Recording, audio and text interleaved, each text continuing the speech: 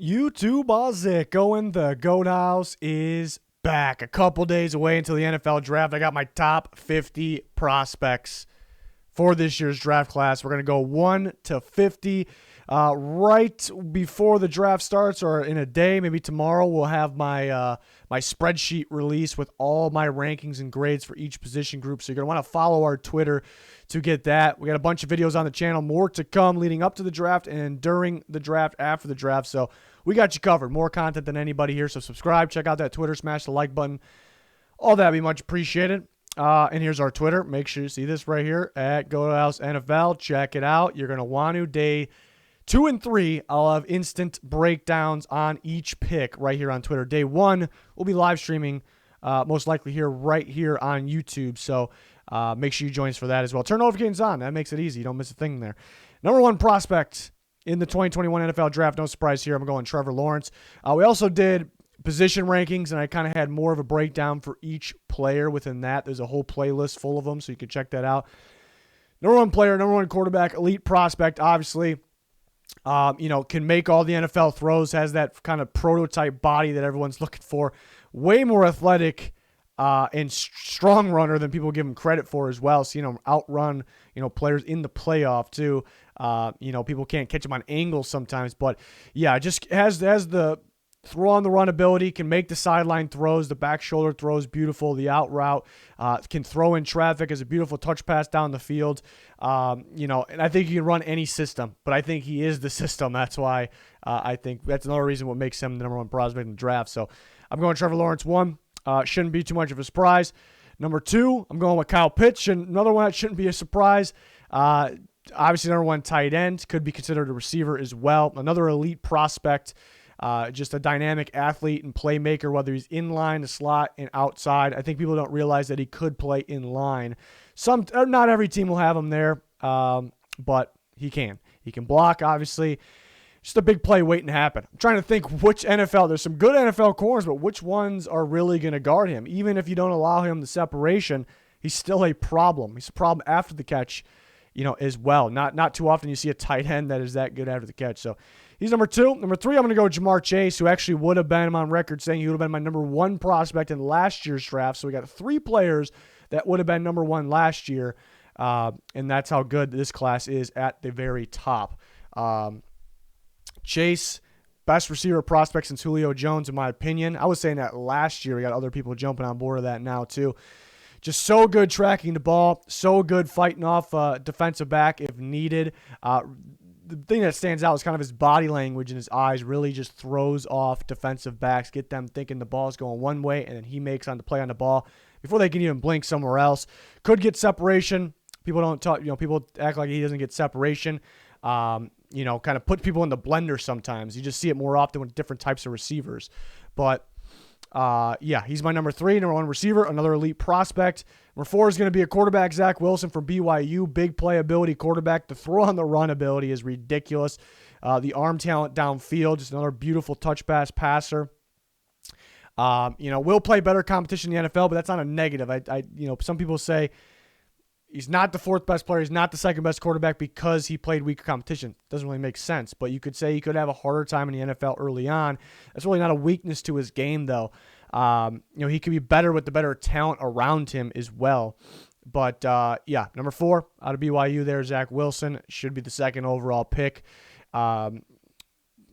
Rightfully so there. Number 5 is going to be DeVonta Smith. Some people starting to move DeVonta Smith down, not me. Staying in the top 5, elite prospect.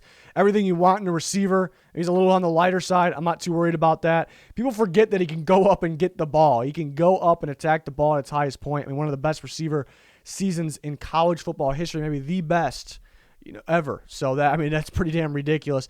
But it's all about, the receivers that make it, receivers that don't. The difference is separation. How do you get separation? A mixture of speed, coverage recognition, and footwork to get that separation as well.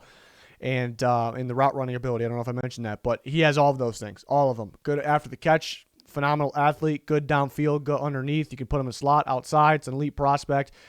There's just so much to his game. It's going to be an instant impact, just like Justin Jefferson was last year. It's a better prospect than Justin Jefferson. instant impact. He might be better day one than Jamar Chase. It's a solid shot that he is better day one than Jamar Chase, even though they're phenomenal. Number 6, I'm going Micah Parsons. There's some people starting to move Micah Parsons down too. I don't know if that was because the off-the-field concerns doesn't really seem like a concern anymore. This guy's fun to watch. Fun to watch. The highest defensive player on my board here. He played more of a 4-3 weak side role, and they blitzed him a ton. They even brought him off the edge a ton. Was dominant in the run game. Attacks the ball so hard. Sure tackler. Extremely rangy. Can cover. Could improve in it. But I think he could play 3-4 inside as well. Teams are going to have fun blitzing him. They're going to use him off the edge on obvious passing downs. It's just there's so much you can do with him. People will say edge rush a little more valuable than linebacker. Some people say corner is as well. But, I mean, you kind of get everything with Micah Parsons here. You really get everything. You can be kind of that Swiss Army knife at the same time. So, love his game. He did opt out this past year, but he's just such a fun player to watch. So, he's my number 6 player. Number 7, top 10 worthy players in Justin Fields. He has the traits. He has the build, the athleticism. I mean, when do you see a 4-4 guy that can throw the ball downfield that well? Pretty damn good accuracy as well. He really has one negative, but it is a pretty big one where he's struggling a little bit to read defenses, and that kind of creates it's a slower play. Every play is a little slower than you want it to be because he's holding the ball a little too long. And you don't want that guy that's taking sacks as well. But it could almost be the offense is too simplified for him, and that's kind of was a situation with Justin Herbert out of Oregon, and that's why he was even better. He was better his freshman year, right when he got thrown in there, and then he was better first year, with the Chargers in the NFL. And, it's a lot of time the first read was the underneath guy, was the check down. And these guys got that big playability. They want to go for the bigger read, but then you're trying to go through that. It's harder to do later in the reps. So it could be a very similar situation to Justin Herbert, and Justin Fields could end up being the best guy from this class, realistically, depending on the team, of course, to get that out of him for sure. Number 8 is going to be Rashawn Slater. These 2 top tackles are going to be number 1 for each. There's going to be different teams that have different guys number 1, rightfully so. Offensive line is all about drafting the best fit, because the scheme and the unit are more important than a single player on the offensive line. But these are some talented guys. Rashawn Slater, worst case, I think he's a damn good guard. Worst case, I think he could be a damn good tackle. Could be Pro Bowl for either. I think it's almost a lock he'd be a Pro Bowl guard, honestly. That's pretty bold. But more teams are starting to go towards that outside zone scheme for their running game, and that's been working for some teams. I hear every year more and more teams are trying to shift that way, but they can't actually do it unless they get the personnel, they get the players, and they're going to try to do that in the draft. And I think Slater, that's kind of what splits him and Sewell up. Sewell's a little raw, too. I think Slater's a little more pro-ready, but Sewell has the crazy upside, only 20 years old. But Slater will fit that outside zone scheme, really good at getting to his assignment quick, really good at adjusting, getting downfield, very impressive. Just doesn't have the length for a tackle. That's kind of what's holding him back for the elite prospect, because there are some teams that they're not going to take him for tackle if he doesn't have that length. So that's kind of one thing holding him and Sewell back from being elite. And they're that close to each other. They're right here. There's teams where they should take Sewell over Slater. I'm good with that. There's teams that should take Slater over Sewell, and I'm good with that. That's just how it is, especially when it comes to offensive line. But the tackle from Oregon, it's got ridiculous upside. Was a top-tier recruit, doesn't have that many reps under his belt, and he still was, somewhat of a natural too, so he has a lot of upside for those reasons. But a bully of a blocker, I think you'd fit inside zone. Maybe gap scheme's a little better, but does have the footwork to fit outside zone. He's just not maybe as polished as a guy like Slater. But insane upside. One day could end up being one of the top guys in this draft, as he is a top 10 guy. Number 10, I got Jalen Phillips. This is one of my guys that draft very high on him. Top player on my board, obviously, you see. But it didn't take me long as soon as I turned on the edge rusher tape to realize this was easily the best pass rusher in the class. Everyone was still talking about him second round then, and it was just very clear to me. He has the best collection of moves, scheme versatile, can play 4-3 and 3-4, basically can go on the line, hand the dirt, or stand up. Just gets to the quarterback very productively, tackles for loss machine, and very solid in the run game. Sure tackler back there. He has upside, too. Doesn't have that many reps under his belt. People kind of forget that he's got an insane amount of upside, not just the freak athletes, and people forget that he is a freak athlete as well. Tested very well. He does have the injury concern. Maybe, we're hearing that teams just don't have the information right now. And if you don't have an information on a guy that you it's sitting there in your mind that he has a situation, maybe you don't take him. So maybe he drops a little further. For me, he had concussions. NFL players get concussions every day. It's unfortunate, and they play the next week. Maybe they sit a week out. So I'm not as worried about that, especially because it was years ago and Miami allowed him to play. The NFL sure will allow him to play, a little tougher over there. So I'm not as worried as most people are, but that's me. Number 11, another top 10 worthy prospect. So you start to see how good the draft is at the top here. Jalen Waddle from Alabama, and I've heard some teams might have him, second receiver in the class because he's so explosive. I mean, he does things that not every human being can do when he does it on the football field. Just so dynamic, so athletic. Just probably the fastest player in the first round here as well. That helps, can contribute on special teams. Can get him the ball underneath, downfield, just a dominant player downfield, really. Another guy that some may consider undersized, but compare to the other receivers, I think the other receivers have a little more to their game in terms of being a wide receiver, but he has enough to be a top 10 worthy prospect. Just such a dynamic athlete. Hopefully the ankle's good. Could that be something that pops up, causes him to drop? It sounds like he's checked out, but another great Alabama player. 12, Christian Darrisaw, loved his tape. Honestly, his tape, he looked a little more in his 2020 tape versus Sewell's 2019. Sewell didn't play in 2020. I thought Darrisaw's was actually a little better, but you see the extreme upside with Sewell. Darrisaw kind of gave me Trent Williams vibes out there at left tackle. He does some crazy things on tape that not too many tackles can do, kind of getting those cutoff blocks when he's got to pull over to the inside and shield off any pass rushers, D tackles. And there's times where he's just like a brick wall.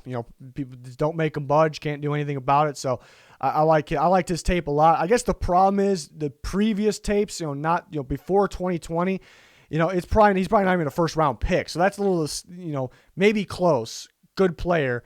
But the good thing is he improved. He showed it the most recent tape. So that's a fantastic thing. So if he would have opted out, we wouldn't be talking about him anywhere near this. So maybe I shouldn't put it that way. But 12 is pretty damn high, but the tape was just so good in 2020. So definitely a starting left tackle day one. 13 going Trey Lance. A little bit of risk here. I mean, I can argue both sides. I almost can argue he's kind of a safer prospect because he will be able to run, and he's not going to be awful throwing the ball. So he could be, worst case, he could be a good runner, and then and he's been a game manager at times, could be a game manager passer. And overall, those game manager passers within the NFL, they can't really run like him, so that makes him better than those guys.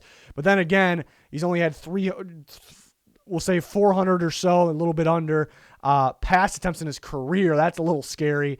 And he's been a little inconsistent with his accuracy here and there, and only played one game this year. So you kind of can argue both sides there.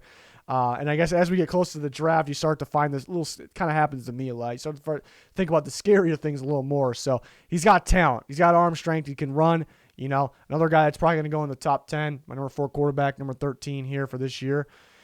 14, going to go Jeremiah OWUSU-KORAMOAH from Notre Dame. Just an explosive athlete, versatile athlete, the linebacker in, slot position, basically. Could even play strong safety for some teams playing the box, almost like a robber in a cover 3, big nickel type player. But I think he fits outside linebacker, especially where the NFL is going. Could be a 4-3 team there. Just so fun to watch. Just a big-time playmaker.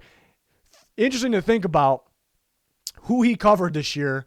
Look at who's in the draft. All the playmakers in this draft, receiver-wise, they're mainly slot receivers. They dominate from the slot. So Jeremiah OWUSU dominated coverage from the slot, better than a lot of corners in the country.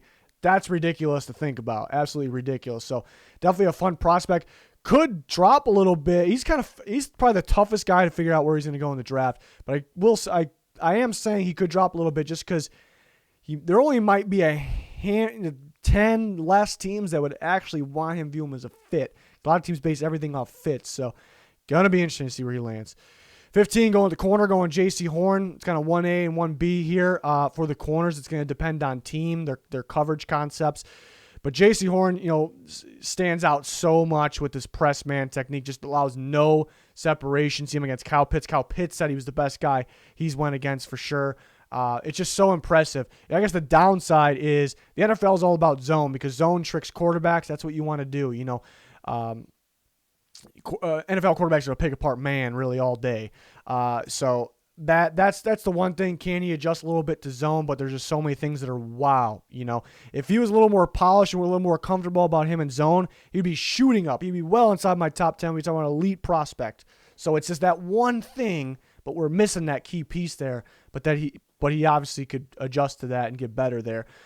So he's number 15, and right next to him is another corner. It's really 1A, 1B. It's going to depend on there's going to be teams where they should take SURTAIN, and there's teams that should take J.C. Horn. I think SURTAIN I'm a little more comfortable with him in zone coverage over Horn, but they're both very good in press man. But yeah, Horn has just got that unbelievable press man, just not allowing that much separation. SURTAIN struggles a little bit, on the shorter routes, especially, specifically slants or drags too.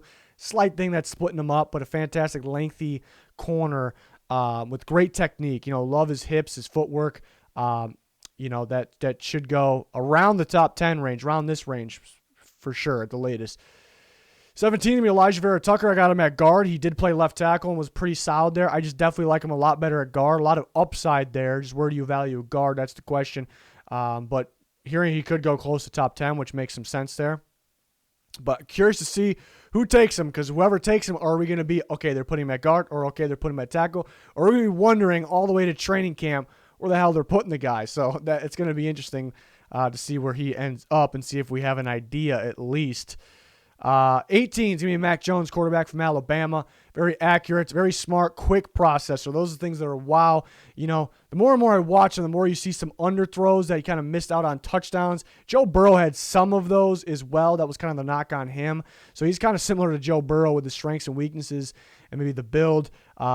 But Joe Burrow had a better deep ball, in my opinion, for sure, why he's the number one pick last year. But Jones is sneaky good. You talk about the receivers were open, but he gave him some good balls as well. He put him in the right spot, but the timing and being able to get his eyes there was the key. So, Mac Jones, I think will be the third quarterback taken, and we'll see. Should be interesting, though.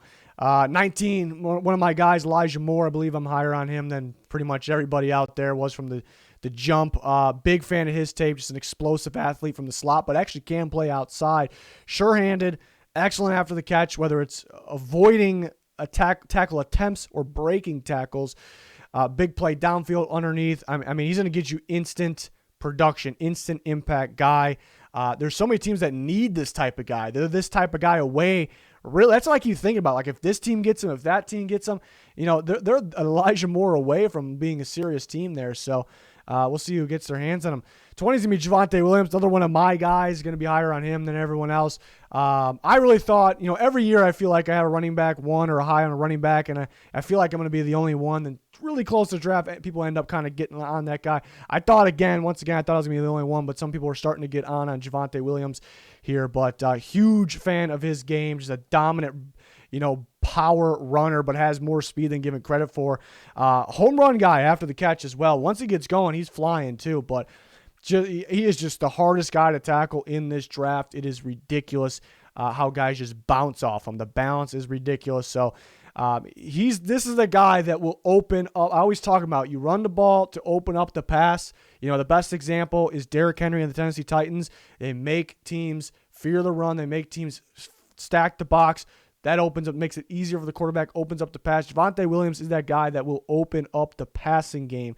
And I would like for him to get more involved in terms of catching the ball in the backfield, but that's up to the team and the quarterback there, in my opinion. So he's at 20. Someone's going to get a damn good starting running back there, maybe in round 2. Who knows? I think NFL teams will see what I see, though, but it's got to be about the fit, I guess. 21 is going to be Rashod Bateman from Minnesota, another guy that can make, around this range, could make that Justin Jefferson type impact, a kind of a little bit of a longer receiver that can play in the slot compared to the other guys.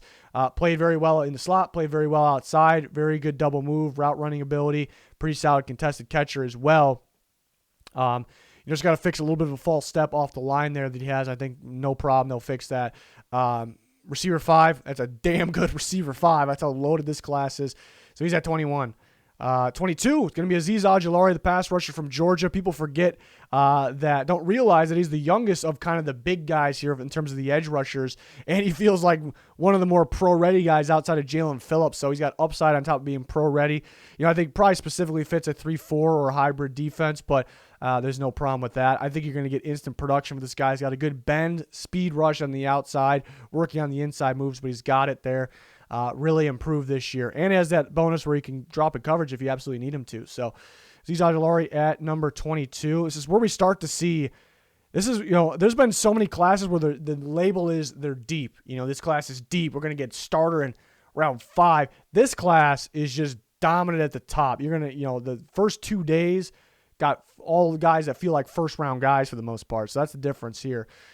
23 going to go Caleb Farley. This one is very tough because I want to put Caleb Farley a lot higher, better ranked here on my big board, because I actually think, without injury concern, he is the best cornerback for me, the most talented cornerback considering upside as well, which you do with prospects, obviously.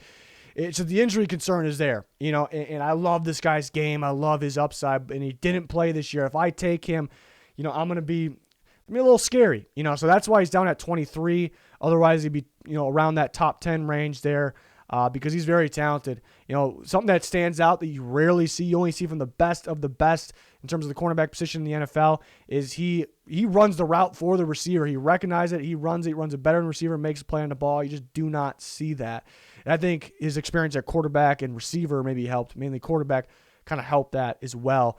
So tremendous upside here. Just really wish he played in 2020, and if he stayed healthy, he'd be going probably top 10.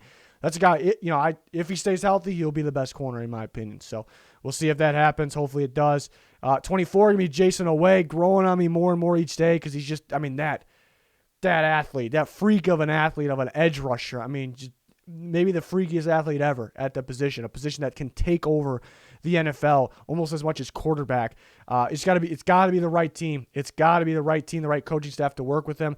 He has it there. So it's not like he's this freak athlete and there's nothing showing that he could do, this, that. It's there. He can stop the run. He had the speed, the athleticism, the quickness, the power. It shows up on tape. It shows up on tape. Just the lack of the production is scary. Getting a guy that got 0 sacks, it's scary, but you can't base everything off that. A lot of upside here. Hopefully he ends up with the right team. And 25, another pass rusher right with him, KWITY PAYE. He was a unique pass rusher, in my opinion. Uses a lot of short steps. He relies on his twitch a lot, which some will think that's bad. Some will think that's good. They can use it they can take advantage of it, perhaps.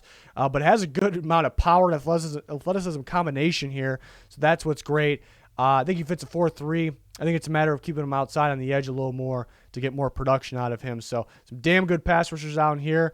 Quickly go through the rest of these. Jamin Davis, big riser, athletic inside linebacker from Kentucky. Kentucky, Gregory Rousseau, who I like at 3-4 end or 4-3 end. So DN in either scheme. Kind of like the idea of 3-4 end. He's got to put some more strength on him.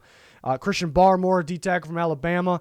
A lot of upside here. Really just got going late. He's just kind of a guy you just got to work with. Problem is he played a little more of the 3-4 end role, which he's not going to play in the NFL.